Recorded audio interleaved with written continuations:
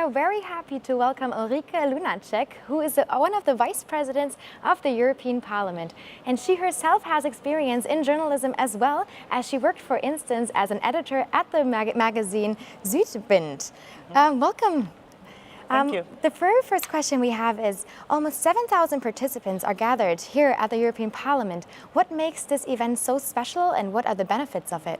Well, first of all, it's 10 times more than we are members of this European Parliament, so this is great. I mean, having the whole sort of buzz with young energy, this is really great. But I think the special thing about it is that it shows what Europe can be, yeah? The richness of diversity, the richness of cooperation instead of confrontation that this Europe was built on. This is what these young people experience here, really, in these 2 days. They discuss, they can't even get arguing sometimes, I guess, because they don't agree on everything. But that's where we learn how to respect each other as well, for the differences we have. The different languages, the different cultures we come from, the different religions maybe. Yeah? So this is what really makes Europe buzz, and what I do hope that they go back home from wherever they are with the enthusiasm and the energy this thing gives them. Yes, absolutely. I can absolutely agree on this as well, and I think friendships develop here as well, all over Europe. And the theme of the event is Together We Can Make a Change. What changes would you like to see in Europe in the future? Lots. But I think the main one, and why I really like this title, because I experienced it myself in my life, the main one is, how do you get to the point where you decide that you can change something, that it's possible, you can do something in your own life, your very own life, yeah? And that makes different changes as well. So that you can be an agent of the change you want to see. And it's not just telling others, you have to do it, or I wait until you have done it and then I complain because you don't do it. And then I vote for somebody from, I don't know, extreme right or so, who then will destroy lots of things that we had. So that is for me the basic, that the young people, and many of them who are here have probably decided that already anyway. But it's getting this spirit that yes, it's possible. I can do something in my life, in my own life, in my community's life, in my country's life, in Europe's life. In change something in the world.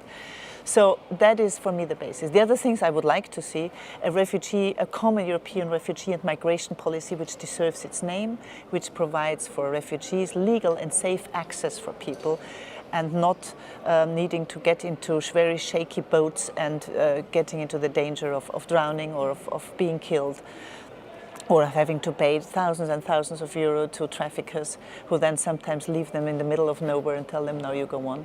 So this kind of common responsibility and the spirit of solidarity that was at the beginning of the Union, that I would like to see happen. I always say it's not the crisis of refugees, it's a crisis of solidarity and of political will, and that's where things need to change. This was perfectly said. I absolutely agree on it as well. Besides what you just mentioned, what would you like participants to take home with them and maybe think of it again? Well, some of the debates where they learned things, where they heard new things, where they heard, for example, the one panel I was chairing with human rights heroes of our times, the Sakharov Prize laureates, who live in countries, who live in situations where they're in danger. Most of the time, where they live with fear most of the time. It was very great and I think very powerful when Dr. Denis Mukwege, the gynecologist from the Democratic Republic of Congo, who years ago created a hospital for women victims of war rape, yeah? And who, because of his activism on that, and as a man caring for women, yeah, and telling men to stop doing harm to their women, yeah, be it sexual violence, rape and other things, domestic violence, that he said it would be non-human if you wouldn't be afraid once in a while, yeah? If you wouldn't have that fear. But he says he continues because he knows that he can change things, yeah? For individuals, for people. And that, I mean, this thing, and I told also the young people who really told them, well, I hope you go home with a feeling that you can do something. If somebody is attacked with hate speech in a tram or in a train or somewhere, that you speak up.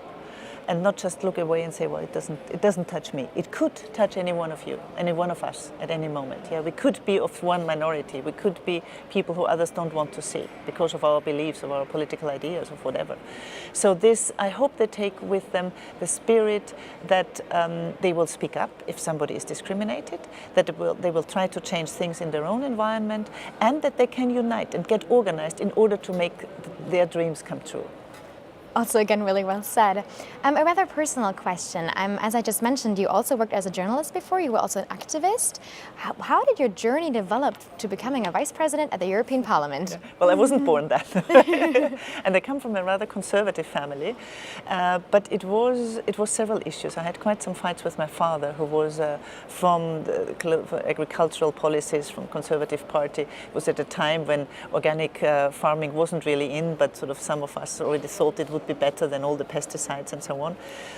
So there I started learning, debating things and wanting to see things. And I think my family, my parents, who had a very traditional marriage. My mother stopped working as a teacher when I was born almost 60 years ago. It was in the 1950s, that was what it should be. And I think as much as I have learned from both of my parents, but the situation of also economical imbalance in a partnership, for me that was something that I would never have to want in my life. So several things came. Then I found out rather late that I fall in love with women, not with men. Yeah, so I'm a lesbian. So that started that struggle, and the feminist. Yeah, I did political things when I was with civil society. I was one of the co-founders of the first shelter for battered women, 1979, 80, 81 in Innsbruck in the Tyrol. Very conservative, very Catholic at that time.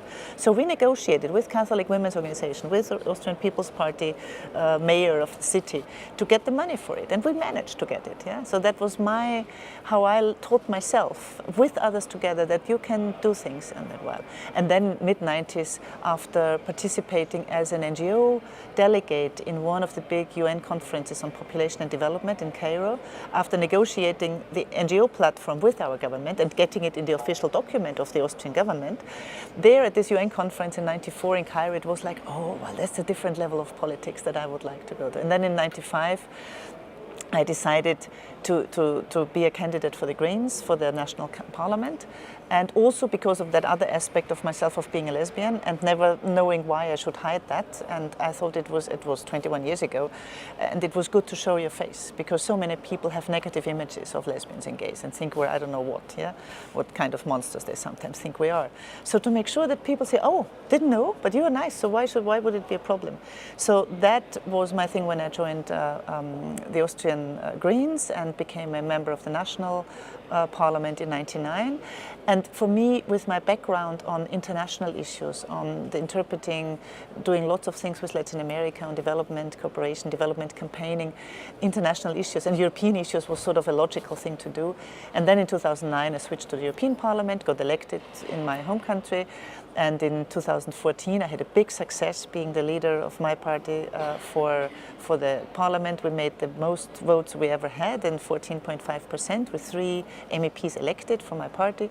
And that was the background, because of that electoral success, why also I then was elected inside the Greens group here for being the vice president, because this is also done according to party numbers. And then I had to be elected in the plenary, but I also was elected. So that's how I came here. That's the entire journey. Exactly. Well, thank you so much for sharing it.